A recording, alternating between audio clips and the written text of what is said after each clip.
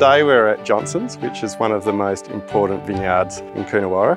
It's the oldest vineyard in Coonawarra, planted in 1954, and one of our favourite Cabernet vineyards at Wynns. The reason why we like Johnson's is it's just so consistent. There's this natural resilience in these vineyards, performs in a range of climatic conditions.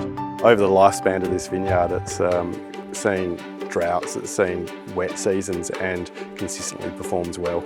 And so we're really trying to tap into that and use that to breed the next generation.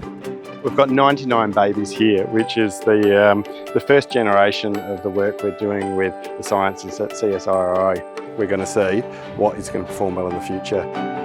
We're at the Wake campus, so this is one of our glass houses. Obviously houses our grapevines. In this compartment we have got a bunch of microvines, so they have been selected as breeding lines. One of the advantages of the microvine is that they provide a rapid way of doing breeding compared to field vines where it might take 2 to 3 years to get them to flower. We can get microvines to flower within 6 months. The microvines that we have here, they've been bred to have 2 sets of resistance genes for powdery and downy mildews. A changing climate is going to have a number of different effects on grape growing and winemaking. One of the main things will be changes in rainfall. In some cases this could be increased rainfall, which will increase disease pressures. On the other hand, it may mean a reduction in rainfall, which will put more pressure on water use efficiency.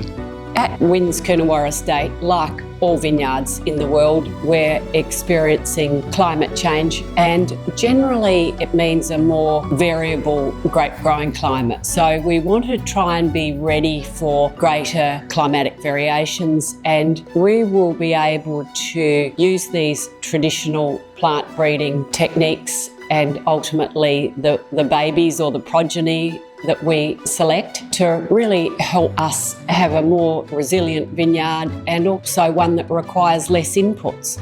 And that means less tractor work or less carbon emissions, soil compaction, spraying, everything that we're trying to reduce for our carbon footprint. So I think it's super important, and I think, hopefully the industry recognises that this is maybe something that they really need to look into and invest in and be excited about, because we definitely are.